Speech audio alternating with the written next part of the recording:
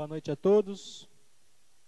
Senhoras e senhores, a Câmara Municipal de Santa Bárbara cedia nesta noite a quarta sessão temática sobre o tema Reforma Trabalhista e Previdenciária.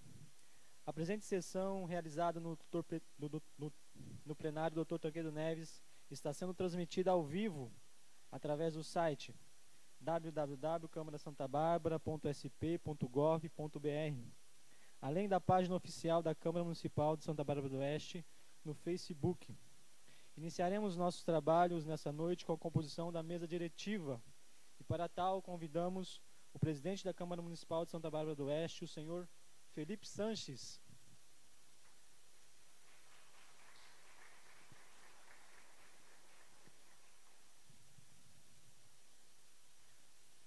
O vereador e presidente da Comissão Permanente de Relações do Trabalho desta Casa de Leis, o vereador Cláudio Perecim.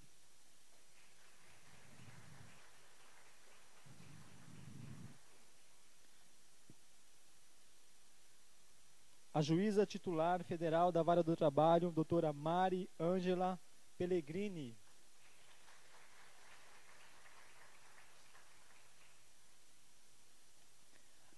Advogada e palestrante Fabiana de Almeida Prado.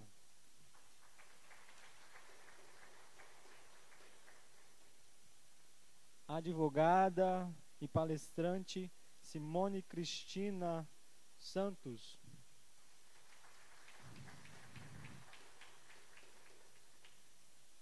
Também convidamos para tomar assento nas mesas os vereadores Alex Baker, o primeiro secretário desta Casa de Leis. O vereador Carlos Fontes. O vereador Marcos Rosado. Convidamos a todos para que, em pé, em posição de respeito, ouçam a execução do hino nacional brasileiro.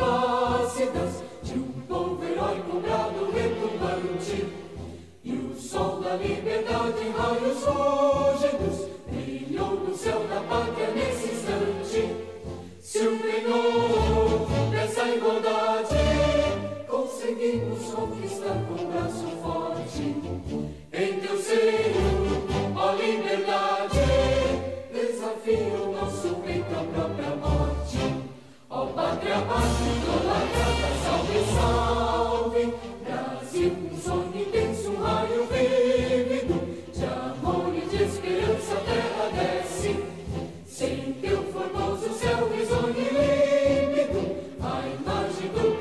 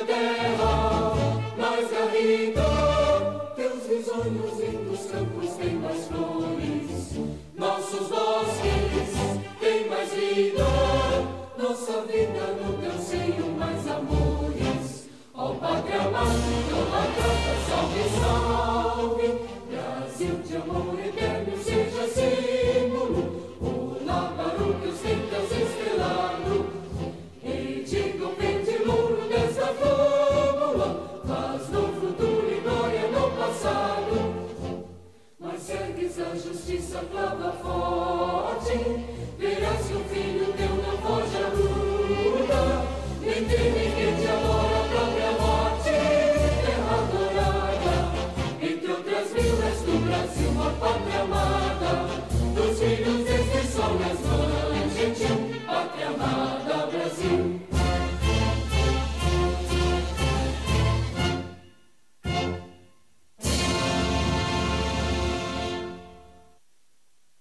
Registramos também a presença do diretor sindical do Sindicato Têxtil de Santa Bárbara do Oeste, o senhor Marcelo.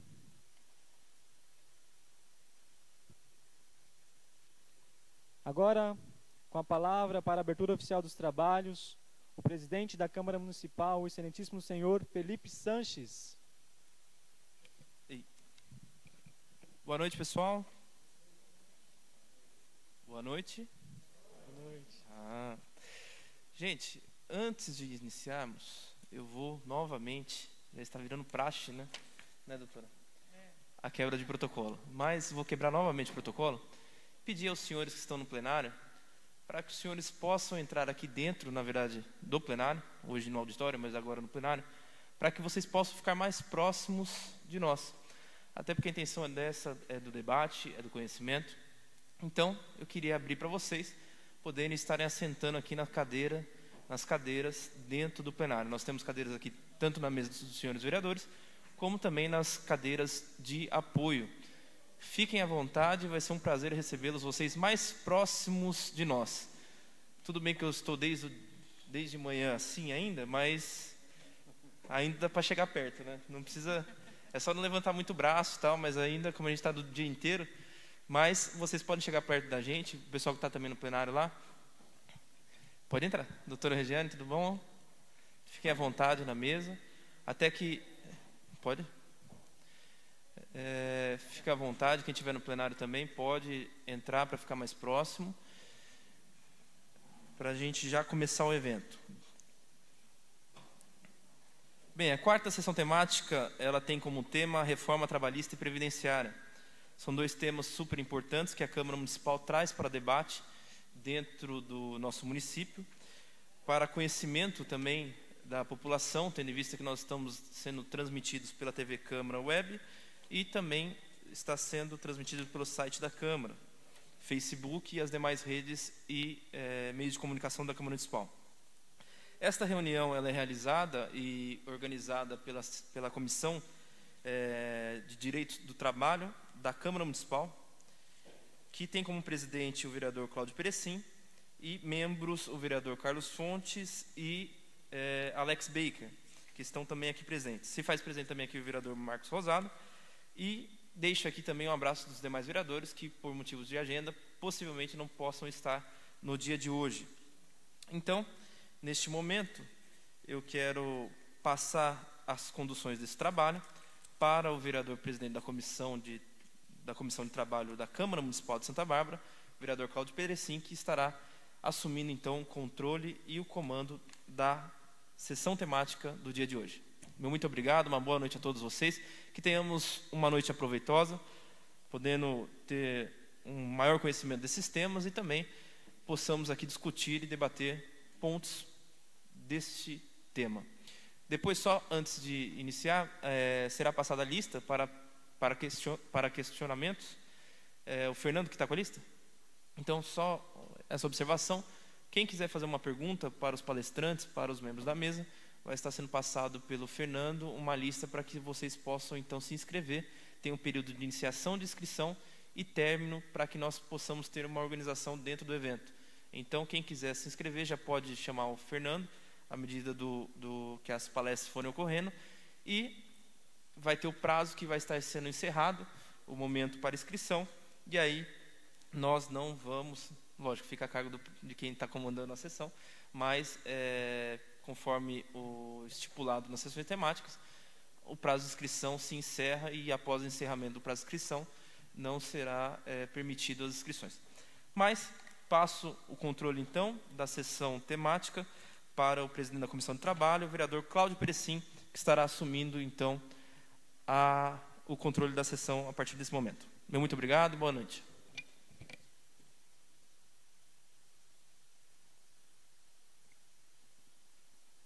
senhor presidente desta casa, Felipe Sanches, no qual cumprimento os novos vereadores Alex Becker, membro da comissão, Carlos Fonte, também o Marcos Rosado, na pessoa da doutora Mari, juíza da Vara do Trabalho titular de Santa Bárbara do Oeste. Cumprimento todos os advogados, advogadas aqui presentes, no qual quero agradecer a presença de todos, que é um interesse voltado exatamente para essa área.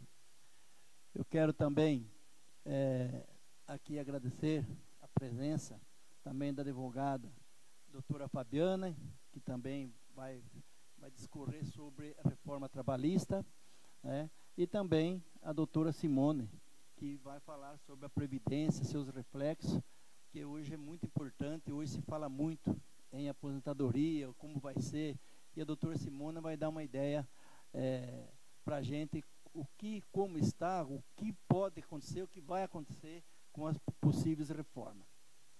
Eu quero também agradecer a todos os funcionários da casa, funcionárias. Aqui eu quero também agradecer a presença do Marcelo, do Cláudio Gonçalves, do Samar, do Roberto Bonamin, que está representando aqui a CISB, na pessoa do presidente, que é o João de Paula Rodrigues, Dr. Jorge, a Roberta, a Gisele, eu não vou lembrar o nome de todos os advogados também, né? O Maico, enfim, a todos que hoje se faz presente aqui hoje, para ouvir um pouquinho sobre essa palestra de reforma trabalhista e seus reflexos, e também sobre previdência. Também não poderia deixar também de registrar a presença da minha esposa, que está aqui hoje, minha filha, a Gisele, que trabalhou com a gente também, né, Gisele? Enfim, a todos que estão presentes aqui, a irmã da Fabiana, sua irmã, né, Fabiana? A sua irmã, seu pai estava por aí também, acho que já foi embora. Está aí? Está aí. Enfim, eu gostaria que todos vocês sentissem na casa de vocês, porque essa casa é a casa do povo. É a casa do povo. Onde aqui nós discutimos o destino de uma cidade aqui no Legislativo.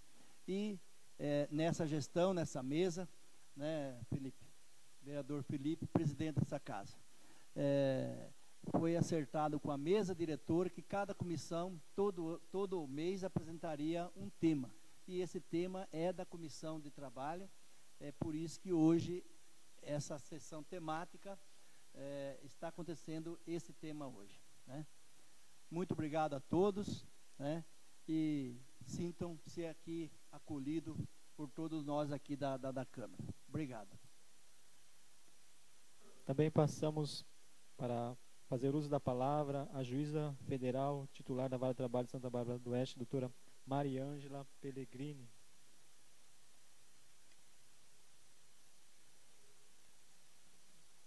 Boa noite a todos e todas. É um prazer, uma honra, mais uma vez, voltar a essa casa. Já está começando a ficar todo dia, estou de casa já.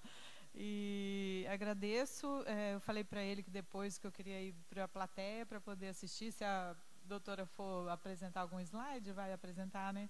Senão a gente fica numa posição aqui não muito confortável, né? Seria bacana poder desfazer a mesa depois, mas aí não sei se você vai resolver depois como vai fazer, mas agradeço a presença das minhas alunas. Convidei todos, mas eles tinham aula, elas fugiram. Só vieram duas, porque eu não lembrei que tinha aula hoje lá, né? Normalmente tem umas janelas. Eu espero que elas não façam muitas perguntas difíceis para mim. Eu vim aqui só para ouvir hoje, mas se tiver alguma dúvida eu vou fazer. Tá bom? Boa palestra para vocês. Tem que fazer inscrição aqui, ó, já.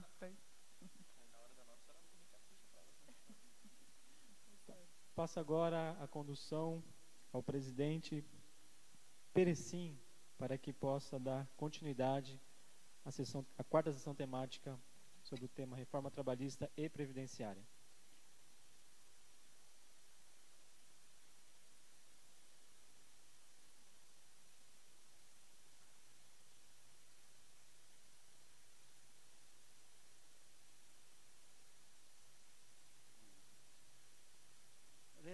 realizamos hoje a 4ª sessão temática de 2019. Tratará sobre a reforma trabalhista e previdenciária.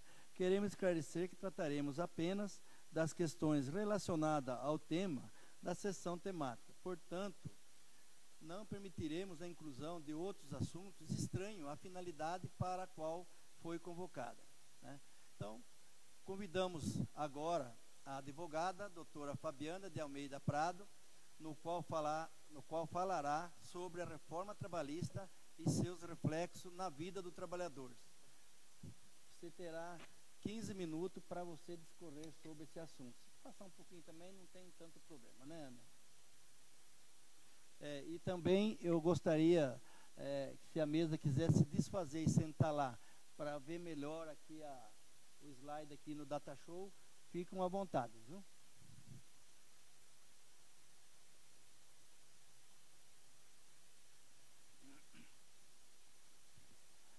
Lembrando que as duas palestras serão uma na sequência da outra e as perguntas ficarão para após as duas palestras. Muito obrigado.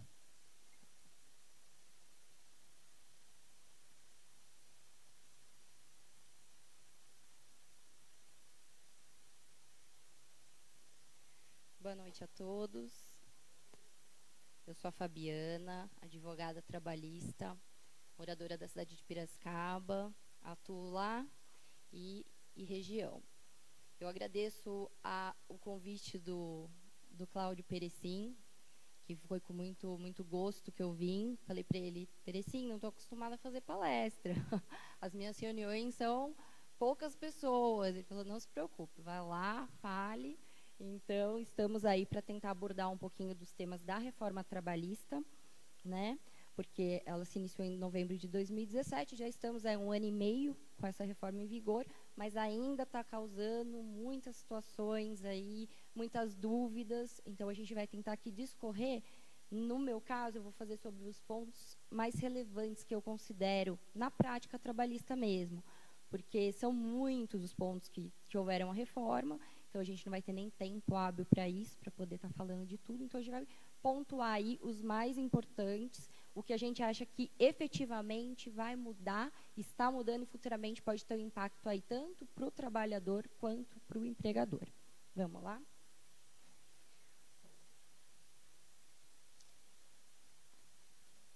Aqui eu coloquei como vantagens ao empregador, porque, a princípio, a reforma trabalhista, como muitas pessoas já perceberam, seriam mais vantagens ao empregador do que ao próprio empregado, né? Então, uma das coisas principais que a gente viu aí é a questão dessa supressão da contribuição sindical. Então, quando era para uma reforma fortalecer a questão sindical, que é o que ajuda o trabalhador, na verdade, ela veio enfraquecendo, né? E isso é um pouco complicado, porque realmente, quem que vai negociar os direitos dos trabalhadores? Com o empregador. Antes, com o sindicato mais forte, a gente tem aonde recorrer, tem para onde pedir ajuda, o trabalhador vai até o sindicato, questiona, tira dúvida. Agora você vai o quê? Atrás de um advogado particular, pagar uma consulta, né? Então, acho que a questão do sindicato aí realmente é muito delicado. O sindicato tem que ser fortalecido e não enfraquecido, como a reforma veio pontuar para nós. Aqui, a negociação, o artigo 507-A, ele deixa claro que os acordos individualizados de livre negociação para empregados com instrução de nível superior, salário mensal igual ou superior a 2 vezes o limite máximo dos benefícios do INSS, que dá uma média de R$ 5.500, prevalecerão sobre o coletivo. Gente, independente do salário que a pessoa receba, ela às vezes não tem o conhecimento das leis, dos deveres, né, do que ele tem que fazer e do que ele não pode fazer. Então, eu acho que é muito complicado a gente pontuar aí pelo que a pessoa ganha. Então, se uma pessoa, teoricamente, ganha um salário mediano hoje bom, ela pode simplesmente prevalecer sobre o coletivo. Ela não pode prevalecer sobre o coletivo. Isso pode trazer realmente muitos prejuízos, né, para os empregados.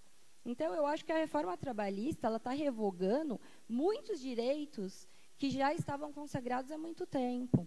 O que era para ser o contrário. A reforma era para melhorar. Então, tem vários pontos aí que está bem complicadinho. Então, a gente tem que tomar bastante cuidado, porque, aparentemente, pode ser bom para o momento, mas futuramente pode ter um prejuízo muito grande. Aqui vai ser um dos pontos principais que a gente vai focar. Jornada 12 por 36. Antes da reforma, a jornada 12 por 36 ela era admitida somente quando prevista em lei ou instrumento normativo decorrente de negociação coletiva. Então, estava o sindicato aí de olho em todo mundo para ver quem que vai fazer a jornada 12 por 36, o que é benéfico, o que não é benéfico para o trabalhador, né? Veio essa reforma trabalhista e o que ela fez? Ela passou a ser facultada às partes mediante acordo individual escrito, convenção coletiva ou acordo coletivo de trabalho. Um acordo individual de trabalho, hoje, ele pode ser muito mais prejudicial do que benéfico. E conforme eu vou discorrendo, vocês vão ver o meu ponto de vista, porque eu não acho que isso seja só para o trabalhador. Isso pode causar problemas futuros para os empregadores também, que agora fala que o prejuízo é só do trabalhador. Mas, futuramente, isso pode ter um foco muito diferente do que o pessoal está achando por enquanto, né? Antes, a 12 por 36 eram funções específicas, que todo mundo ia lá, definia quem que podia fazer a jornada 12 por 36, e agora fica assim, tão ampla, né? Então, a gente tem que tomar um pouquinho de cuidado com essa amplitude toda. Artigo 59. Eu, na verdade, não vou citar muitos artigos, serão somente 3, mas eu achei que seria relevante para poder explanar e, de repente, dirimir algumas dúvidas aí, tá? O artigo 59 fala que a duração diária do trabalho poderá ser acrescida de hora extra em número não excedente a 2. E eles puseram por acordo individual, convenção coletiva ou acordo coletivo do trabalho. Gente, se já tem uma jornada, já tem muitos funcionários que já têm uma jornada muito grande. Antes, ainda, é o que eu falo, com uma fiscalização maior sobre a questão da saúde dos empregados. E agora eles estão meio que liberando, né? Tipo, por acordo individual, então você pode fazer, pode aumentar a hora extra, pode aumentar a sua carga. O que isso vai gerar futuramente para esses empregados, né? Aqui a gente pensa que é o que a gente vive hoje. O que tem muita coisa que a gente verifica na Justiça do Trabalho é relacionada a doenças, LER, DORT. Então, o funcionário que trabalha muito, que tem aquele esforço repetitivo, ele acaba adquirindo doenças, né? E aí o pessoal está querendo liberar, vamos liberar aí mais umas horinhas de trabalho. Por um acordo individual, é óbvio que o empregado nunca vai falar para o empregador que não. Até porque, se ele fizer isso, o que vai acontecer? Tá bom, você vai ser mandado embora e nós vamos contratar um outro. E aí, como que ele vai sustentar a casa dele? Como ele vai pagar as contas dele? Né? É uma coisa um pouquinho delicada. Então, a gente tem exemplos aí, frigoríficos, corte de carne, call center. São áreas que, parece que não, mas aparece muito depois na Justiça do Trabalho, procurando advogado, porque está com um problema, está com uma tendinite, sofre pressão no trabalho também, porque a gente não fala só de doenças físicas, são doenças emocionais também. Depressão acontece muito, é difícil de caracterizar, não é fácil não, mas acontece. Então, a gente tem que tomar um pouquinho de cuidado, porque eu acho que a saúde aí está sendo meio que deixada de lado com essa reforma, nesses pontos que eu estou abordando. E a gente, infelizmente, no futuro pode ter aí prejuízos imensuráveis, né? O artigo 59A. Esse daqui, eu acho um completo absurdo terem colocado esse artigo. Vou explicar por quê. Em exceção ao disposto do artigo 59 dessa consolidação, é facultado às partes, mediante acordo individual escrito, convenção coletiva ou acordo coletivo de trabalho, estabelecer horário de 12 horas seguidas por 36 horas ininterruptas de descanso, que é o 12 por 36, observados ou indenizados os intervalos para repouso e alimentação. Como que uma pessoa fica 12 horas trabalhando sem parar, sem ter um tempo para se alimentar, um tempo para poder descansar, para se recuperar, para recuperar sua energia? Gente, quem consegue ficar 12 horas? É muito tempo. O que vai acontecer com esse trabalhador? Não só fisicamente, como mentalmente. Gente, é perda de concentração. Vai perder a concentração, não vai fazer a coisa bem feita, vai adquirir uma doença, pode acontecer um acidente de trabalho, porque, infelizmente, o Brasil é recordista em acidente de trabalho, não tem prevenção. E, com essa reforma, eu acho que isso piorou, né? Porque, antes ainda, a gente falava, 12 por 36, não tinha essa de um intervalo indenizado, agora ele pode ser indenizado, isso está permitido por lei. Como que pode uma coisa dessa acontecer, né? Então, a gente sabe que as demandas judiciais aí vão aumentar exacerbadamente, não vai demorar muito, porque é 1 ano e meio. O pessoal vai fazendo os acordos, vai trabalhando, e aí depois de um certo período de trabalho que começam a vir as consequências. As consequências vão começar a acontecer, ainda não começaram. Por isso que eu falei, é 1 ano e meio de reforma, ainda é pouco. Então, daqui para frente, a chance de se ter um problema muito maior vai aumentar. E aí os juízes que vão padecer lá para ter que fazer todos esses julgamentos, o judiciário vai ficar daquele jeito, né? Então, ao invés de facilitar, ao meu ver, piorou sim. Eu acho que é a questão de saúde mesmo, né? Que é o que eu visei aqui, principalmente nesse artigo 59. Eu acho que a saúde do trabalhador aqui, ela não está sendo levada em consideração, tá? Aí, só para complementar o artigo 60, que é o parágrafo único, excetuam-se da exigência da licença prévia as jornadas de 12 horas de trabalho por 36 ininterruptas de descanso. Vai falar, é 12 por 36, tem 36 horas para descansar. Gente, ok, todo mundo tem família, todo mundo tem que ter um tempo para lazer, tem que ter um tempo para descanso. Tem um monte de donas de casa que trabalham, que têm filho para cuidar. 36 horas não é todo esse descanso que o pessoal fala, não. Agora eu pergunto para vocês, de uma forma assim para a gente pensar, quem consegue dormir hoje 12 horas seguidas? Deita e dorme, mas não vale ir para baladinha, chegar para dormir, não é isso. Você deita e dorme 12 horas seguidas. Nós, adultos, não fazemos mais isso. É meio difícil, criança só costuma dormir tanto. Então, 12 horas não é bastante tempo? É bastante tempo. A gente tem que analisar aí. É muito tempo para você trabalhar direto, sem parar, sem ter um intervalo, sem ter esse respaldo. É um pouquinho complicado. Então, acho que aí a gente tem que realmente analisar, porque futuramente eu acredito que vai ter muito prejuízo nesse sentido. O acordo individual. Esse acordo individual que vários artigos aí estão permitindo, agora que se tenha, né? Ele, como a gente viu no artigo 59, no 59A, o que acontece? Se as partes não têm conhecimento, como que elas vão ter consciência dos prejuízos que elas podem vir a sofrer futuramente? Eles não têm. A única coisa que o empregado pensa no momento que ele está com um contrato de trabalho é o quê? Eu preciso desse trabalho, eu preciso sustentar minha família, eu preciso dar todo o embasamento que eu preciso para a minha vida, tenho que pagar a conta. E a pessoa não vai se preocupar com a saúde dela. Não vai. Você acha que um pai vai se preocupar com a saúde dele, sendo que ele tem que pagar um remédio para um filho? Não, ele não vai. E aí, lá na frente, que a gente vai ver os problemas que isso vai causar, não só para o filho, para o pai, para a família inteira. Porque se ele adquirir uma doença, tiver que parar de trabalhar, aí vai todo mundo para o INSS, pedir aposentadoria, aí vai todo mundo, sabe? Então, é muito delicado esse tema de saúde. E eu acho que a reforma em si, no total, o que ela não está verificando é isso, é um preventivo, é um respaldo para o empregado. E isso é o que me preocupa muito, a médio e longo prazo. Por enquanto, ainda não está aparecendo muita coisa, mas eu acredito que futuramente a gente vai ter muita coisa aí pela frente. Intervalo entre a jornada, antes da reforma. O trabalhador que exerce a jornada padrão de 8 horas diárias tem direito a, no mínimo, 1 ou 2 horas para intervalo, para o repouso ou alimentação.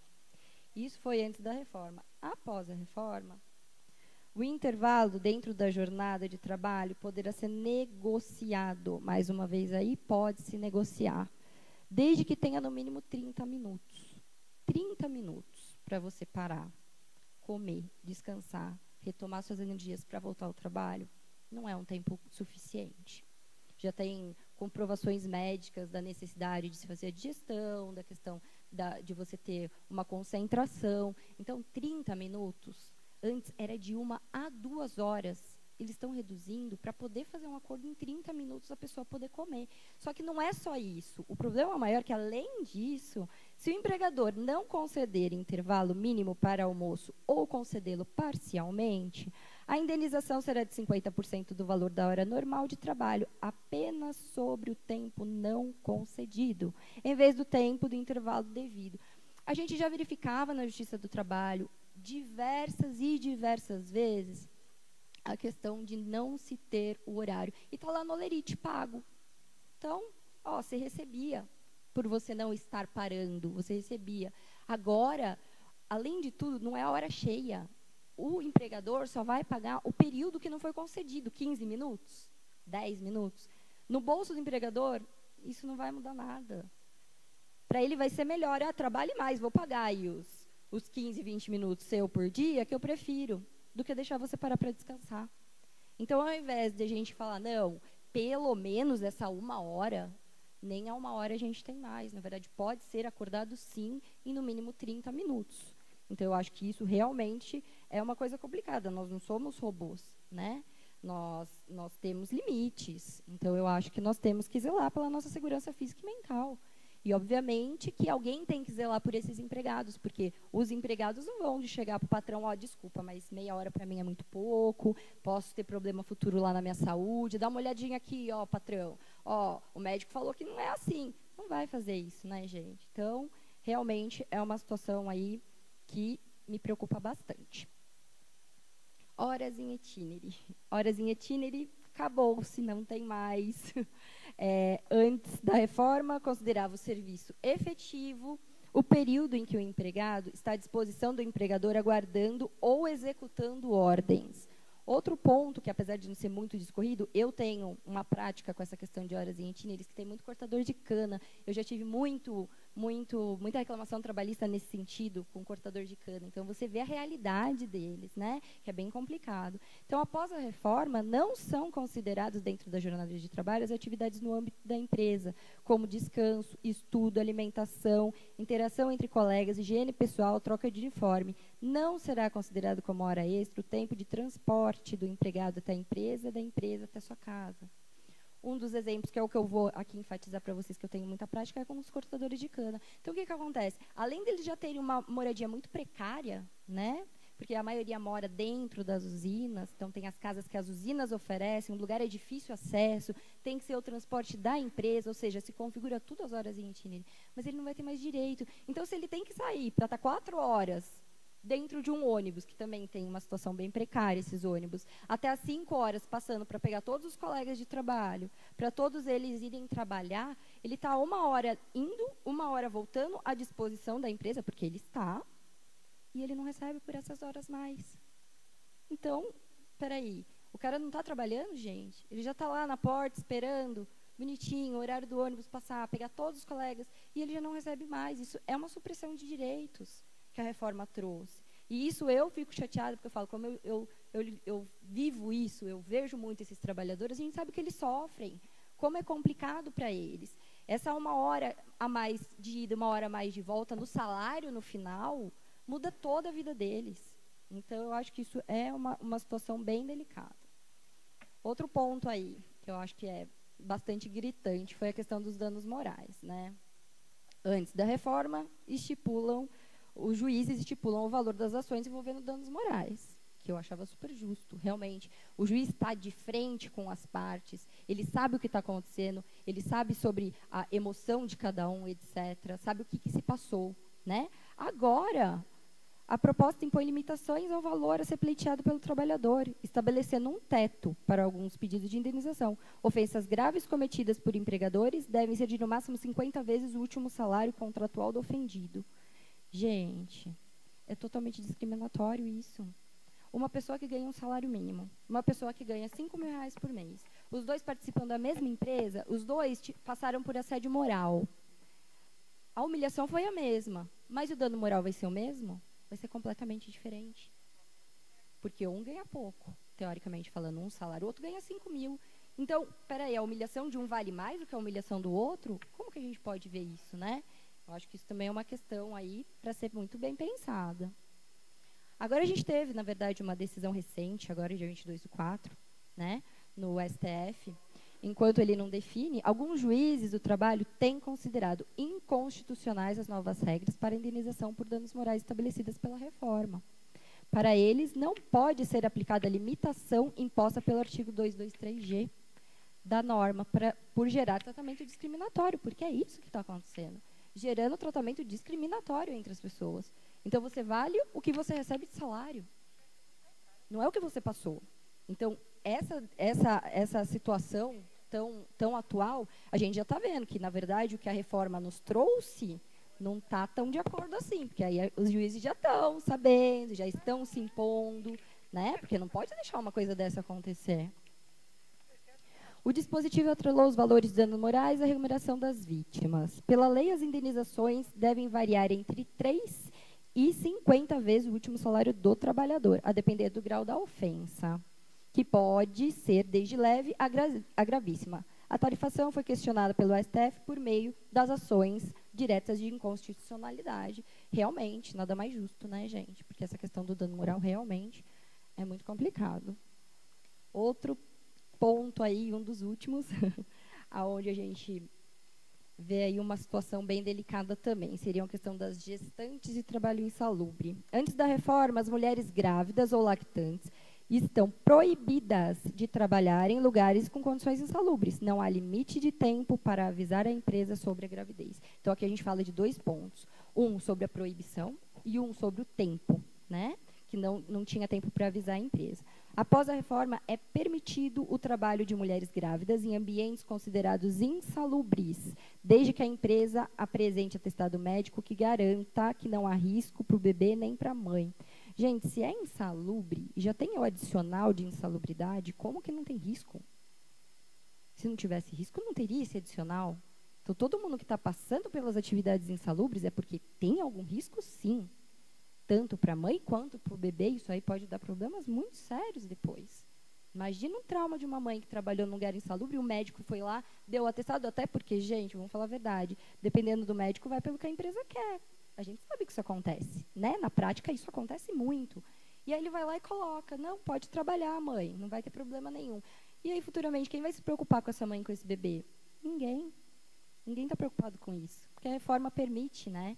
Então, eu acho que isso aqui é uma questão bem complicadinha da gente também analisar.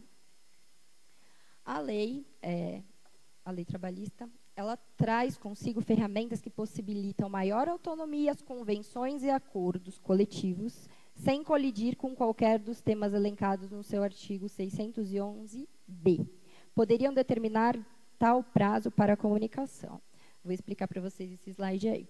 O artigo 611-B da CLT, ele é taxativo, ele veda a negociação sobre os temas que estão no rol do 611-B. Então, o que tiver lá, não tem essa de vamos conversar, não pode, tá? Ele é taxativo. Então, o que acontece? Lá eles falam sobre seguro-desemprego, FGTS, 13º, adicional noturno, licença maternidade, mas eles não falam do período de comunicação para a empresa da gestante. Ou seja, pode-se agora, sim, se acordar e fazer uma comunicação em menos tempo. Então, se quiser pôr um acordo lá que tem que comunicar 30 dias a gestação, se não comunicar, a grávida pode perder os direitos dela de estabilidade, né, de salários até vencidos, etc. Olha o perigo. Você acha que toda grávida está sabendo em 30 dias que está grávida? Não sabe. Só se for aquela mãe que se programou, quer engravidar, está de olho se está grávida. Senão, muitas mães chegam, às vezes, no escritório, está de 2 meses, 8 semanas, 9 semanas de gestação. Já fiz várias reintegrações. E elas nunca eram de apenas 30 dias. E a maioria vai estipular o quê? 30 dias. A gente já viu por aí na prática também essa questão de querer fazer um acordo de comunicação para a empresa em 30 dias. Então, isso daí está acabando completamente com os direitos das mães também, né? Porém, aí o ministro Alexandre de Moraes, do STF, ele concedeu, né, liminar, é uma decisão provisória, foi na terça do dia 30/4, é bem recente também, né, para suspender esse dispositivo da reforma que admite, em algumas situações, o trabalho de grávidas e lactantes em atividades insalubres. Mais do que justo, né? Com a medida cautelar concedida por Alexandre de Moraes, fica suspensa a eficácia da expressão quando apresentar atestado de saúde emitido por médico de confiança da mulher que recomende o afastamento, contida nos incisos 2 e 3 do artigo 394-A da lei inserido pelo artigo 1º. Agora, a decisão liminar do ministro passará por discussão no plenário da Corte. Os ministros podem manter ou derrubar a determinação de Moraes. Não há data marcada para o julgamento. Olha a insegurança jurídica que isso causa. Será que vai manter? Será que vai derrubar? E como que essas gestantes vão ter respaldo? Será que... Eu estou torcendo para se manter, né? Eu acho que tem que se manter. Mas e se não se mantém? Do jeito que está a reforma, do jeito que tem pontos aí que estão temerários, a gente tem medo que isso não se mantenha, né? Então, eu acho que isso é uma supressão bem perigosa. Vou concluir, já falei muito, né? Vamos lá. Muitas consequências da reforma irão aparecendo no decorrer do tempo, podendo trazer prejuízos irreversíveis aos empregados. O ponto que eu falo aqui é a questão de saúde mesmo, tá? Eu acho que a saúde do trabalhador não está sendo zelada como deveria. Eu acho que a gente tem que tomar muito cuidado, porque hoje o empregado vai lá, faz tudo. Amanhã o empregador também vai sofrer essas consequências, porque ele que vai ter que pagar uma pensão vitalícia, ele que vai ter que pagar um dano moral de um acidente de trabalho, ele que vai ter que arcar com a falta dessa prevenção, né? Então, não é só o empregado que vai ter prejuízo, o empregador futuramente também vai ter, né? Porque aí, quando bate no bolso, aí a coisa vai apertar, porque não vão ser valores baixos, né? Quando se trata de uma situação mais agravante aí. A saúde e segurança do trabalhador são os aspectos mais preocupantes. Eu acho que desde o início essa questão da reforma trabalhista sempre foi. Para mim eu me preocupo muito, porque apesar de eu dar algumas assessorias jurídicas para empresas, o meu foco principal são os reclamantes, então a gente vive isso, a gente sabe como que funciona, então realmente é muito, muito, muito preocupante para nós. Então eu acredito que essas doenças, acidentes, possam se intensificar com essa reforma, com esses pontos que a gente abordou aqui hoje. Então, a gente tem que ter muito cuidado, porque o barato, no final, pode sair caro. Então, a gente, às vezes, está achando que o negócio está indo bem e, de repente, não é bem do jeito que a gente está analisando.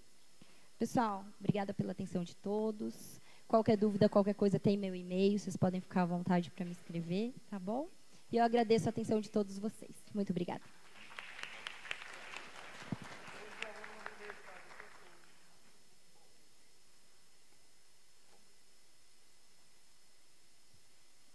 Parabéns, doutora Fabiana. Foi muito pertinente, né, a palestra sobre o assunto que está hoje, né, aos nossos redores, em defesa dos trabalhadores hoje. E agora eu chamo a doutora Simone para discorrer sobre a Previdência, a reforma da Previdência, né? A senhora também terá 15 minutos para a explanação do assunto. Boa noite a todos. Eu sou Simone Cristina de Souza Alves dos Santos, advogada previdencialista aqui em Santa Bárbara. E agradeço ao senhor Cláudio Perecim pelo convite para estarmos aqui hoje estudando um pouquinho esse próximo tsunami. A doutora Fabiana já demonstrou um que já aconteceu, então já está colhendo aí os reflexos. Tomara que não venha para a Previdência, né? Vamos lá, então. Eu selecionei aqui para estar falando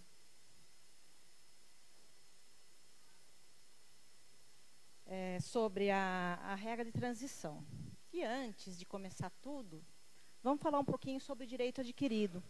Muitos perguntam, mas eu estou trabalhando comigo, não vai acontecer nada, né? Não é bem assim, né? O direito adquirido tem que estar com todos os requisitos completos para aposentadoria. Um exemplo, uma aposentadoria por tempo de contribuição, mulher, 30 anos de tempo de contribuição, e só, não tem a idade por enquanto, né? Homem, 35 anos de tempo de contribuição. Já a por idade, 65 anos homem, 15 de contribuição, 60 anos mulher e 15 de contribuição também. Se esses segurados tiverem essa condição, eles têm o direito adquirido. Mesmo até, caso venha aprovar a PEC, eles podem exercer esse direito. Tá? Agora, se estiver faltando, infelizmente não preencheu os requisitos e com isso não há possibilidade, só tem uma expectativa de direito.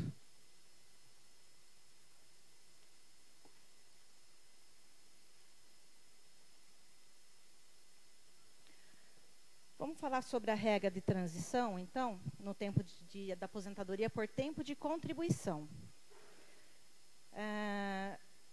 Eles propõem, até o final da regra de transição, que a mulher vai ter teria que ter 62 anos para se aposentar, e o homem 65, ao final da regra, né? E agora, nós temos 3 regras de transição. A primeira é a transição por pontos, que é parecida com o que a gente tem numa categoria de aposentadoria, que é a Fórmula 8595, criada em 2015, que a gente vem trabalhando com isso daí. Então, aqui, o que a gente traz? A proposta é acumular. A mulher tem que ter 30 anos de contribuição, o homem 35, que somado à idade, terá que dar 86 pontos a mulher e 96 pontos o homem, que é a regra que a gente aplica hoje, porém, aqui mais para frente nós vamos falar sobre o cálculo, porque aí muda, se caso venha aprovar essa proposta de emenda.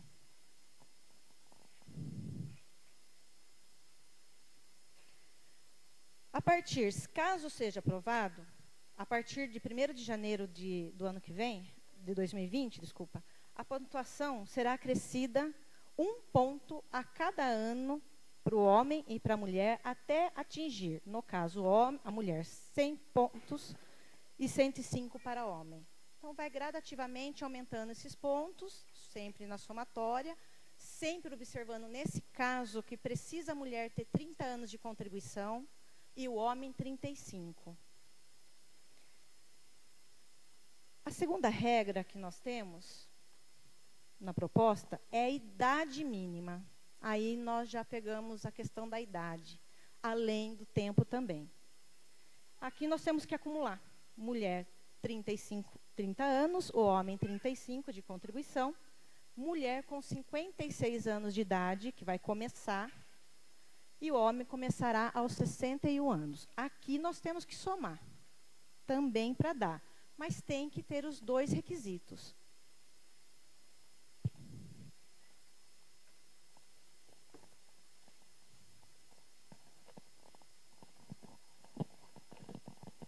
Nesse caso aqui, coloquei uma observação também aqui. Nesse caso, trouxe também os professores aqui para dar uma comentada sobre a situação do professor no regime geral da Previdência Social também, né? Que no caso, as mulheres professoras, 56 anos e 51 homens, só que esses 2 terão a redução de 5 anos. Então, mulher professora, 51 anos, e o homem, 56 anos. Ele começará, então, nesta idade, a regra de transição. Tá? Nesse caso, também, a partir de janeiro de 2020, serão acrescentados aqui 6 meses a cada ano de idade. E ambos terão que atingir 60 anos de idade, tanto a professora como o professor. Aí nós igualamos, né? Que não temos até então. Neste caso, as professoras estão sendo muito penalizadas com essa proposta, caso seja aprovada. Por quê? A professora hoje aposenta com 25 anos de tempo, desde que lecione no ensino infantil, médio e fundamental, né? E o homem, professor, 30 anos. Porém, não tem nenhuma idade, somente isso daí. No final dessa regra, para os professores, terá que ter 60 anos de idade ambos e 30 anos de trabalho também para os 2. Então, nós vamos chegar numa conclusão que a professora, e que a maioria que está hoje lecionando são mulheres, vão ter que ficar um bom tempo aí lecionando, que hoje já não é fácil a questão do ensino, né? Muito difícil aí, da forma que está hoje, praticamente tendo que se educar os filhos na escola. É isso que pelo menos a gente anda vendo aí. Aqui nós temos uma regra de cálculo que eu trouxe só para poder colocar a situação como ficaria. Tá? Com a proposta, a renda dos benefícios seria 60% da média, tomando como base 100% do tempo contributivo. E, para cada ano que exceder os 20 anos, aumenta 2%. Tá? A regra anterior, a que nós estamos, né, se usa os períodos de julho de 94 para cá, porém, somente usa 80%, sendo as maiores contribuição. 20% são descartados, que são as menores contribuições. Porque sempre há, no momento da vida, uma hora que o salário não está lá em cima, né? Com a regra pegando 100%, a média vai ficar menor. Então, é um grande prejuízo aí, na verdade, um retrocesso. São poucos, até que o que falta é os estudos, tanto na situação da Previdência, como os reflexos. Como que a pessoa vai se manter no mercado do trabalho, para atingir essa idade, né? Temos muitos problemas com isso daí que não foram estudados. Simplesmente vai aposentar com uma certa idade, vai ter que aguardar. Mas vai ter que aguardar trabalhando. Não é em casa assistindo sessão da tarde, porque senão não vai atingir, vai ficar passar fome. Não tem condições, né? Para atingir os 100% na proposta, tem que trabalhar 40 anos.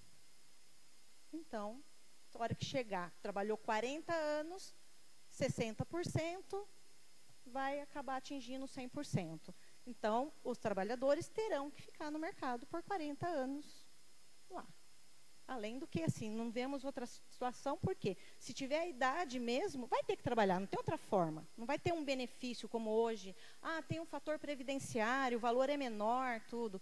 Tá, mas recebe alguma coisa. É ruim, mas tem coisa pior, pode acontecer aí.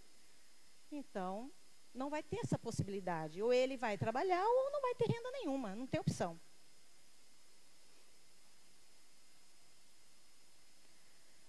Mais uma vez, eu estou colocando aqui sobre as mulheres.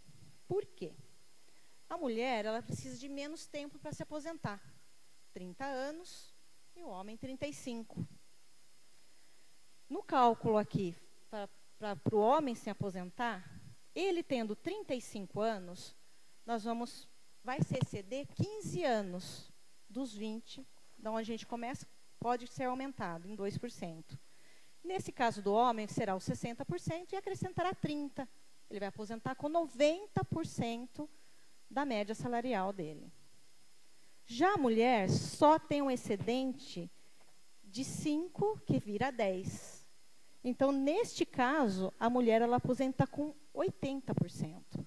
Então, o mesmo tempo de o trabalho que a mulher tem, um homem e uma mulher, a mulher vai ficar com um salário menor na aposentadoria. Coloquei esse exemplo para vocês verificarem aqui. Considerando que a mulher com 56 anos de idade e 30 de contribuição, hoje, que atinge, na regra que nós temos da fórmula, 86 pontos, ela aposenta com 100% da média dos 80 melhores salários dela.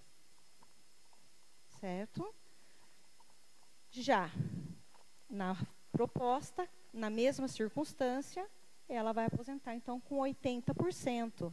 Um detalhe, vai pegar todo o período contributivo, onde vai entrar os salários também menor, a média será menor ainda.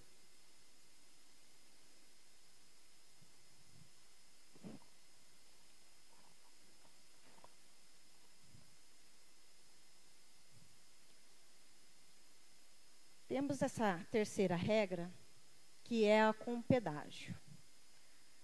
A reforma que tivemos em 98, a emenda constitucional 20, trouxe um pedágio. Ao contrário desta, que colocou uma idade para o homem, no caso 53 anos, e para a mulher 48, para conseguir entrar nessa regra de transição.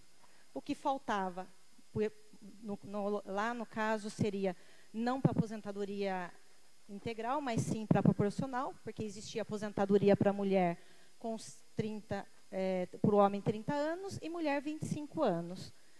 Então, faltava um exemplo para o homem, tinha 25, veio a emenda, faltou 5. Ele trabalhava os 5, no caso o pedágio aqui era 40% nessa emenda, são mais 2, 7, mas aí tinha a idade, 53 anos, ele entraria nessa regra de transição.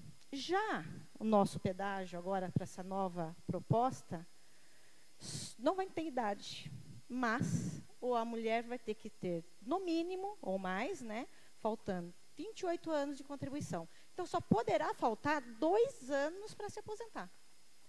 E o homem também. No caso aqui, ele vai ter que ter 33 anos. Aí ele pode entrar sim na regra de transição, pagar um pedágio, que a gente fala pagar, que é comum dizer, né, trabalhando, de 50%. Então, conforme ali o exemplo, no caso da mulher, 28 anos de contribuição, ela deverá pagar um pedágio de 1 ano. Então, ela vai aposentar daqui 3 anos. Um detalhe, ela vai pegar aí o fator previdenciário.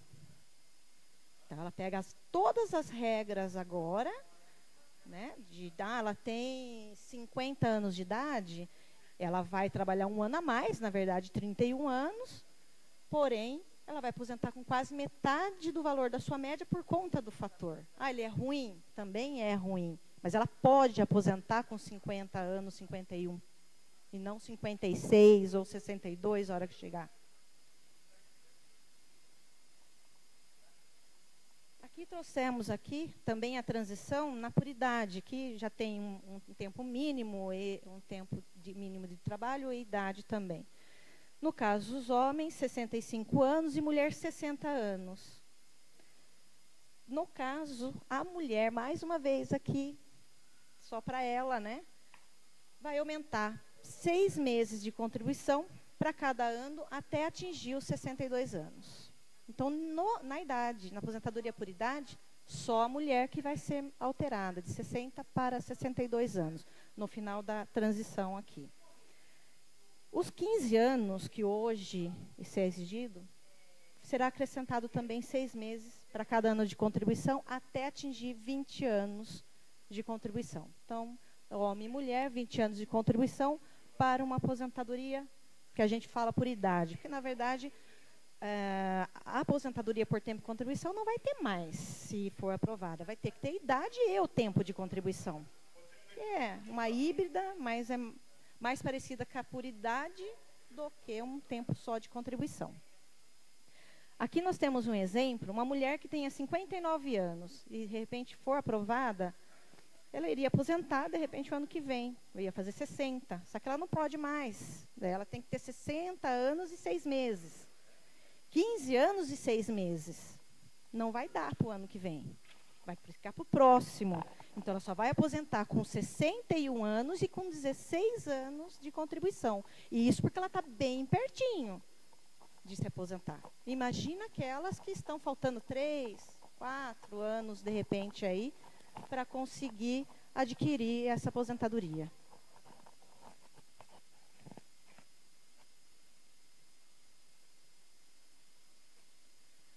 Regras de cálculo da aposentadoria por idade. Lá vem outro tsunami, hein? O homem, 65 anos, contando que ele tem 20 anos de contribuição, na regra atual, ele vai aposentar com 90%. Por quê? A aposentadoria por idade, ela começa no 70%, tanto para homem como para mulher, e a cada 12 meses de contribuição, 1 ano, acrescenta 1% na sua... No índice aqui para compor o valor do benefício. No caso, o homem aqui, ele tem 20 anos de contribuição, aumenta, na regras de hoje, 90%. 70 mais 20, 90%. Já com a emenda constitucional agora 6, ele aposenta com 60% só da média. Porque é só acima dos 20 anos que ele pode acrescentar a cada ano 2%. Então, ele só aposenta com 60%. Trouxe aqui um exemplo de como ficaria essa aposentadoria por idade. Até joguei um valor maior para arredondar aqui. Sabemos que são poucos os que aposentam com um valor assim. Mas, quanto maior, o tombo maior também, né? Se a média dele for R$3.000, por exemplo... No primeiro caso, dele aposentar com 90%, o valor do benefício dele será R$2.700. Já, caso seja aprovada a PEC, no segundo exemplo, 1.440. Tá? Porque aqui também vai entrar 100% do tempo contributivo. Não terá o descarte de 20%. Ele tem uma diferença, então, entre uma regra e outra, que ele vai perder e vai ser menor o valor do benefício dele, de R$ 1.260. E isso a gente está dizendo que pode a pessoa estar na iminência de se aposentar. E vai acontecer uma coisa dessa. Porque a regra de transição, já demonstrada, somente para as aposentadorias por tempo de contribuição. Então, essa aqui não tem nada por enquanto. A pessoa está lá esperando 64 anos, olha lá o que vai acontecer. 59 anos a mulher, olha lá o que vai acontecer. 1 ano. E aí vai tomar todo esse prejuízo aqui. Tá? Bom, estou trazendo aqui mais a questão fazendo já a minha conclusão. O problema maior da reforma é a falta de estudos para poder embasar ela. Não tem estudos aprofundados para saber realmente qual o reflexo que isso vai dar. Por mais que falam que essa regra de transição, ela vai demorar 12 anos para ocorrer. Mas passa, né? E é para amanhã que a pessoa precisa do benefício. E isso vai causar todo um empobrecimento na população. Que vai estar sem o benefício, ou vai estar com um benefício menor. Vai ter benefício até menor que salário mínimo aí. No caso do PBC, por exemplo. Tá? Os advogados previdencialistas, pelo que a gente teve aí as 2 semanas atrás no Congresso e percebemos, querem sim uma reforma. Precisa de uma reforma. Tudo na vida precisa. Nada pode ficar parado como era 20 anos atrás. Porém, não esta reforma. Ela tem que ser mais estudada. Ela tem que ser visto o reflexo que vai trazer. Como que vai ficar a parte do trabalhador? Como que a empresa vai manter uma pessoa com 55, com 60 anos, com 64 anos trabalhando? Que vai precisar trabalhar. As empresas estão preparadas para isso? Vejo aqui na região que o pessoal desemprega e acaba saindo do serviço, mandando embora com 50, 55 anos de idade, vai arrumar serviço? Para esperar os 65 anos para aposentar, por exemplo? Muito difícil. Então fica a situação muito precária. A gente torce para que essa reforma não venha a ser aprovada, mas que venham a preparar uma adequada ao sistema, adequada à ordem social, que abrange todo o trabalhador, que tenha uma regra de transição um pouquinho mais flexível para esses que estão bem na iminência de se aposentar, mas que faça um estudo. Precisa ter o mercado de trabalho, sim, para essas pessoas, senão não vai ter como eles ficarem esperando, sentados, sem nenhuma remuneração. O que eu tenho para dizer hoje é isso. Só trouxe essa parte da regra de transição, uma coisa só, nada definido ainda. Esperamos que isso não venha a ocorrer, porque realmente, como a doutora Fabiana já expôs aqui, os reflexos que a reforma trabalhista já está tendo. E aí, se vier uma previdência aí também desta forma prevista, aí vai ser muito difícil. Entraremos numa situação bem delicada nos próximos anos. Além do que a gente também aí, saindo até um pouquinho aqui, a necessidade da reforma também tributária para isso. O governo ele quer cobrar do segurado, do trabalhador. Mas as empresas grandes que estão devendo, não é cobrado. Parte desse déficit que eles supõem ter, poderia ser sanado com as cobranças que o governo vai deixando para trás das grandes empresas aí, que às vezes vai ficar falindo, daí não tem nem como receber mais mesmo, né? Então, por hoje é isso. Estou muito contente de estar aqui à disposição de vocês. Muito obrigada. Boa noite.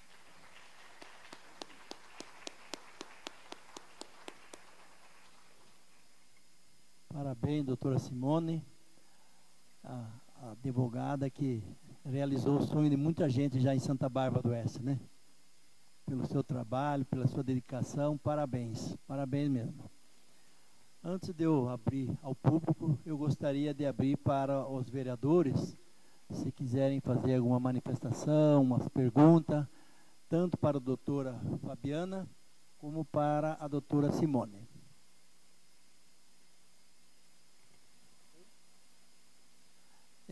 Eu acho que como agora eu acho que não vai ter mais slide, vamos voltar à composição da mesa novamente.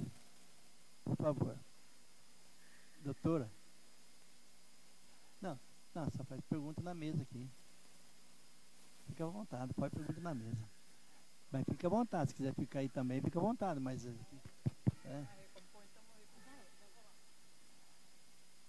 A Regiane chegou um pouquinho depois, a nossa advogada também, né, doutora Regiane?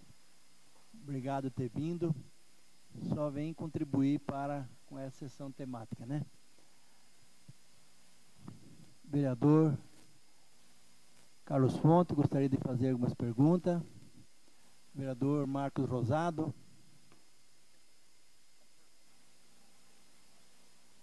Não, eu só estou...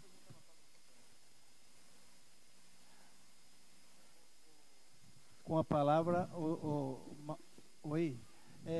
Eu gostaria que você fizesse aqui na tribuna a pergunta, porque isso aqui está sendo filmado, esse evento.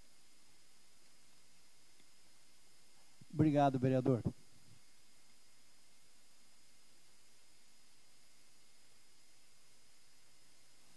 Boa noite a todos. Eu acredito que não é mais uma pergunta, é mais uma contribuição mesmo, né? Acompanhei as duas falas, da doutora Fabiana e da doutora Simone. A doutora Simone, o que me chama um pouco a atenção é que a senhora afirma que nós precisamos da reforma, e eu concordo plenamente com a senhora. Poderíamos sim rever, principalmente o tempo de transição, né? Principalmente para quem está prestes a se aposentar, teríamos esse problema. Mas assim, não é bem uma pergunta. O brasileiro não tem por hábito poupar dinheiro, né? A senhora acha que, por exemplo, uma previdência privada seria uma possibilidade da gente estar melhorando esses fatores ou não vem ao caso? A senhora acha que, mesmo com todo esse déficit, com todo esse problema que nós temos na Previdência hoje, só uma reforma seria consistente nesse momento, ou se a gente pudesse, por exemplo, incrementar isso com uma outra previdência, alguma coisa nesse sentido?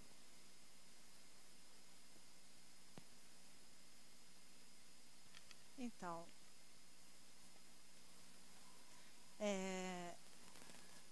como acabou relatando, realmente vai ficar difícil de guardar um dinheiro, principalmente nas circunstâncias que a gente tem hoje. Não é questão nem só do hábito, é por conta dos próprios salários, tem muitas despesas. Hoje o pai de família quer investir nos filhos, não fica mesmo guardando. Porque aquele que quer realmente guardar, já poderia estar guardando.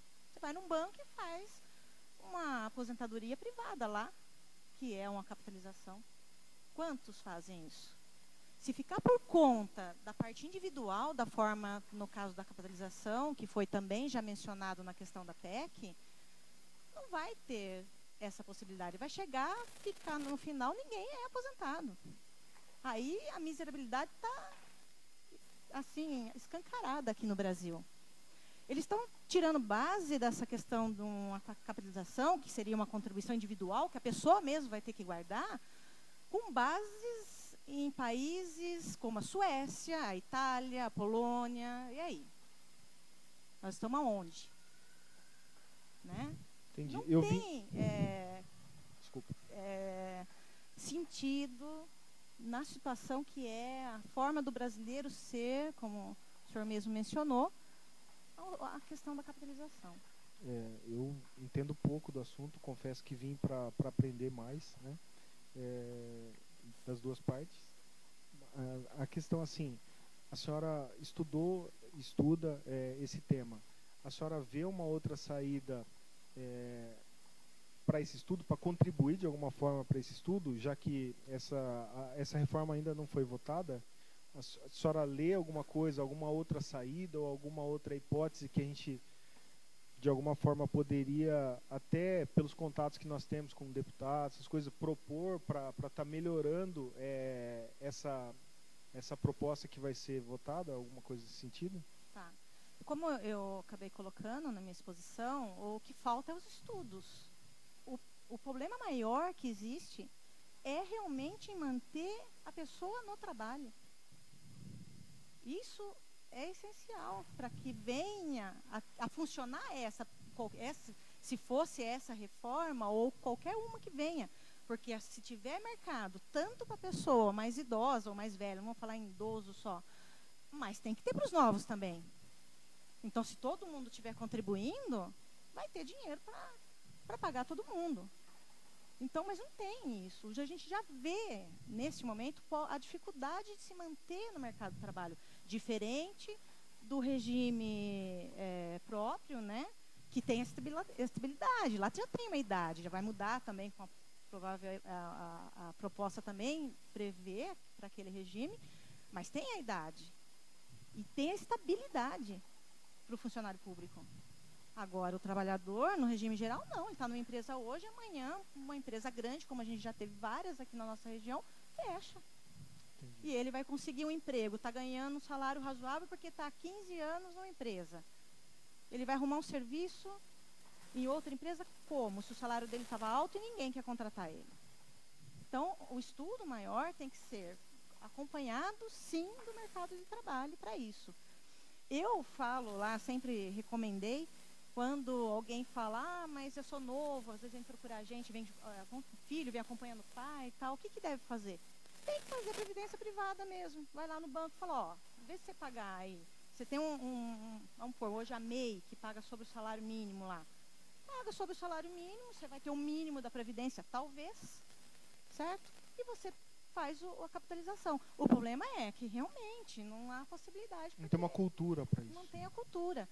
E é difícil. Países bem, vamos pôr, mesmo esses que a gente citou aqui, onde tem, já passaram por momentos difíceis nessa área, na questão da capitalização. Então vai deixando, né?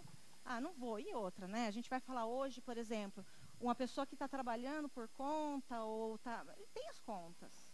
Não tem outra forma. Ele, como eu falei, às vezes quer investir no filho, eu não consegui nada, mas o meu filho eu vou pagar uma faculdade. Então acaba não sobrando mesmo, né? Teria que mudar muito, então tem que começar na escola, né? Lá no jardim de infância, como trabalhar com isso. Obrigado, doutora. Combinei com a Fabiana de não fazer pergunta para tô brincando.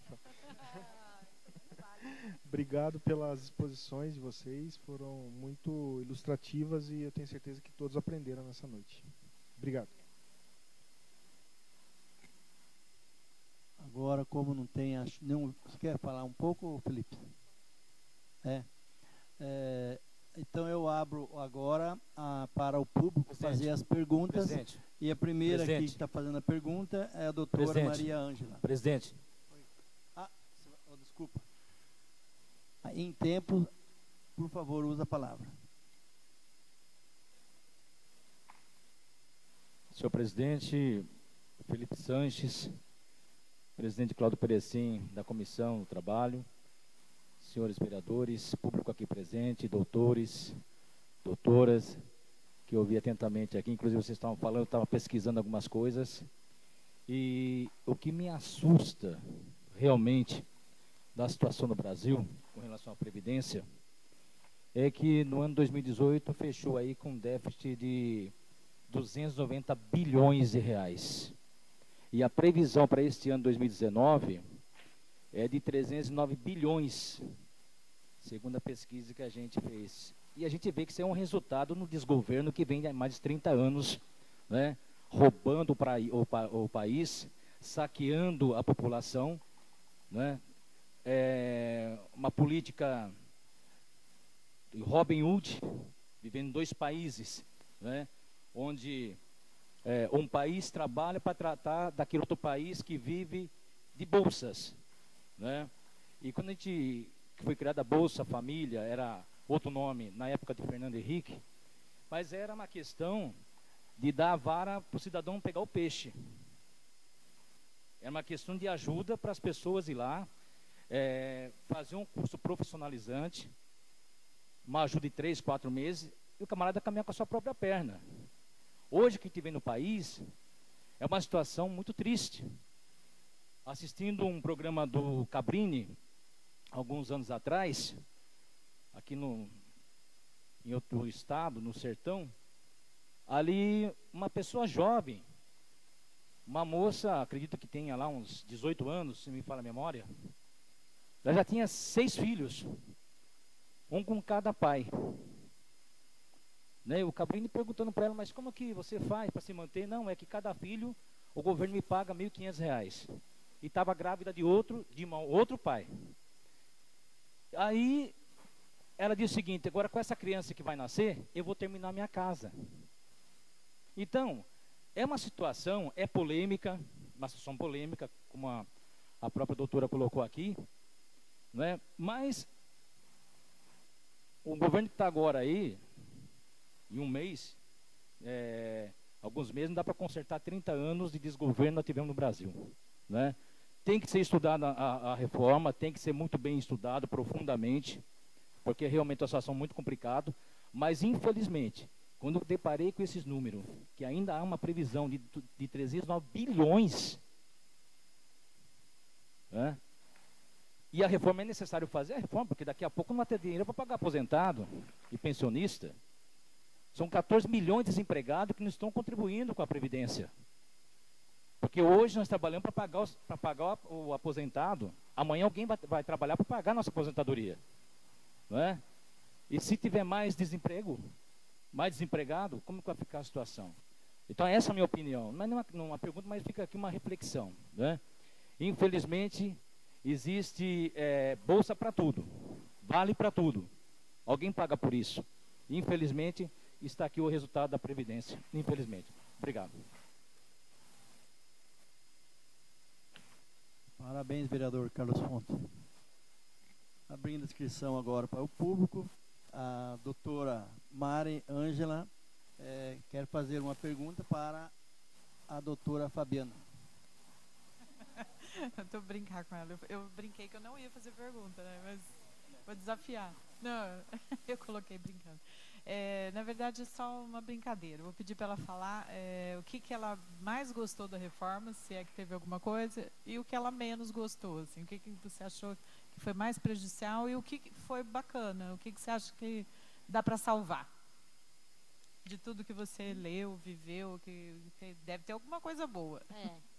Eu, na verdade, pela experiência que eu tenho muito com reclamantes, né, com os empregados, então realmente tem bastante ponto aí que eu achei bem complicadinho. Esses, na verdade, doutora, foram os que eu achei mais polêmicos e mais complicados, que trariam mais prejuízos aos empregados. Foram todos os que eu abordei. A questão da gestante, em especial, eu acho muito preocupante. Eu realmente acho que a segurança e a saúde, né, obviamente que também de um outro trabalhador, mas eu falo, é uma mãe, né, tá carregando um filho, e de repente isso pode vir a causar uns prejuízos muito grandes futuros, até no nascimento da criança, alguma coisa respiratória, alguma deficiência que o bebê possa vir a adquirir, né. Então, esse foi um dos pontos que realmente eu fiquei bem pasma quando eu olhei. Eu falei, ai meu Deus do céu, cadê a segurança, né? Eu acho que o lado positivo da reforma não é que tem só lado negativo, tem lado positivo também. E só que eu acho que precisaria ter mais esse levantamento dos sindicatos para aí conseguir ser feito benefício para o empregado. Então, na teoria, vai ficar bonito. O problema é a prática. Então, se souberem usarem para o lado bom essa reforma, tem lados positivos, terão lados positivos. Mas a gente precisa desse filtro de melhorar essa questão sindical, né? O Ministério do Trabalho ficar em cima, porque isso aí vai dar o respaldo e aí sim os acordos serão bem feitos. Porque o acordo não é o fato do acordo, é ruim se fazer o acordo. O problema é não ter o conhecimento para se fazer o acordo. Então, eu não sou contra se fazer acordos. Eu sou contra se fazer o acordo sem a capacidade de saber os deveres, de saber os direitos. Então, eu acho que dá para ser uma reforma, ter aí um lado positivo, mas isso vai depender de todo mundo, né? Vai depender tanto dos sindicatos, quanto dos empregados, quanto dos empregadores, de uma educação total do país, não vai ser uma coisa isolada. Então, eu não deixo de ter esperança, não. Estou na área aí, estou batalhando, e eu espero que seja bom, que tenha muitas coisas boas para os empregados e para os empregadores também, né? Mas eu acho que a gente tem que ter muita cautela aí, ainda com esse tempo de vigência da reforma, a gente ainda não sabe o que vai acontecer no final.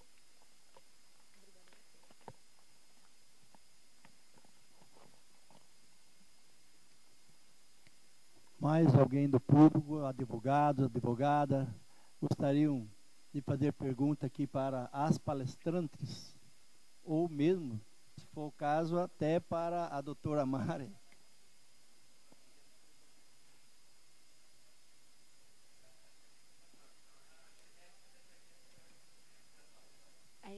Boa noite. Eu não aguento, né? Tem que perguntar. Mas eu vou salvar minhas colegas. Ai, sabia. Eu vou salvar minhas colegas e eu quero perguntar para a doutora Mari. A visão da doutora, porque o nosso dia a dia, como advogadas, né, a gente sabe os problemas que a gente enfrenta, aquilo que é bom tanto para o empresário de fato e aquilo que é bom e ruim para o trabalhador, o empregado também. A gente vive isso. Com relação a sindicato, eu sou suspeita a falar, porque assim, triplicou o trabalho do sindicato, triplicou as obrigações do sindicato e diminuiu a receita, onde a gente luta para ter essa igualdade e essa educação. Mas nem é sobre isso, na verdade. É qual o ponto positivo e negativo da visão da senhora como juiz aqui e principalmente também para ajudar-nos, nós como advogados. Eu pensei que a Fabiana fosse falar sobre os honorários advocatícios, que eu achei que foi uma grande conquista da advocacia trabalhista, né? Fazia anos e anos que eu nas minhas sentenças eu colocava que eu achava um absurdo o advogado trabalhista não ter honorários.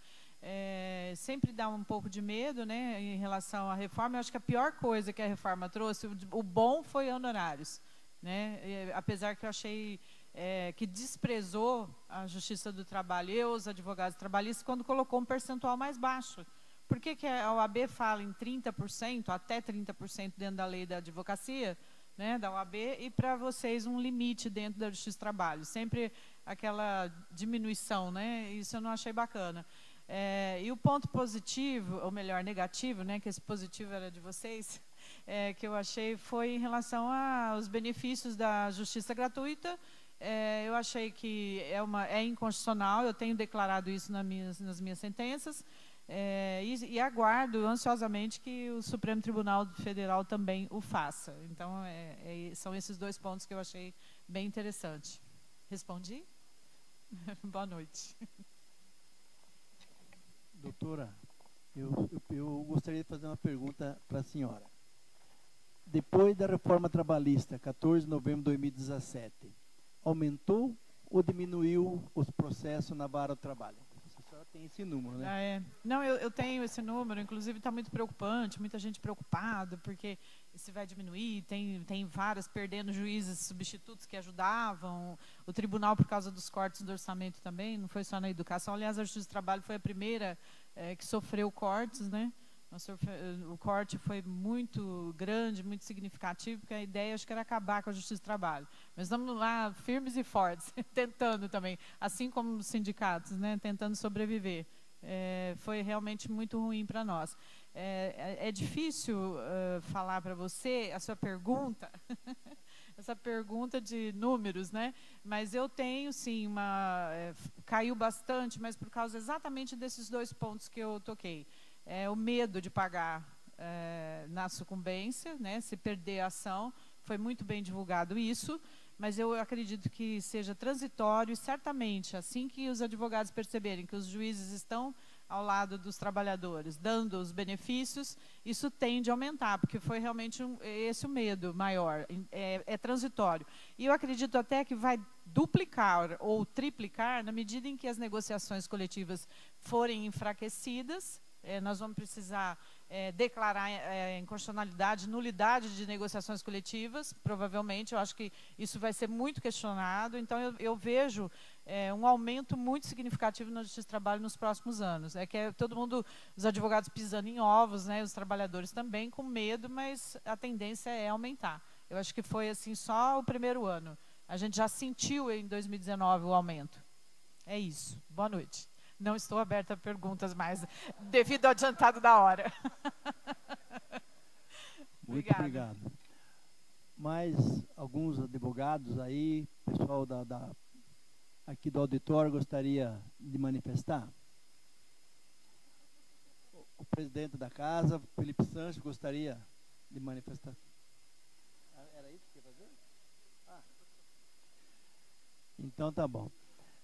Bom, eu acho que se ninguém mais quer se manifestar, eu como presidente da Comissão de Trabalho, eu quero aqui agradecer as duas palestrantes, a doutora Fabiana, a doutora Simone, que gentilmente veio fazer uma palestra para a gente nessa Casa de Leis. Quero agradecer a todos os advogados, as advogadas, a representação da CISB, todos os diretores do sindicato, funcionários, enfim, a todos que vieram prestigiar hoje esse evento, aos funcionários da casa. Eu gostaria de agradecer a todos e se ninguém mais querem se manifestar, eu dou por encerrado essa sessão temática de hoje. E meu muito obrigado. Obrigado a todos também que nos ouviram e estão ouvindo nesse momento através das redes sociais. Eu só gostaria que todo o pessoal descesse aqui para tirar uma foto do junto, para eles levarem de lembrança, ser um bom currículo para quem dá a palestra, né? Porque amanhã depois vocês vão dar palestra para outros lugares também. Foi, nós fomos, né? Mas uma foto fica legal. Podemos tirar uma foto, Emerson? Todos nós juntos aqui, dos palestrantes juntos, a doutora. Não, fazer uma foto.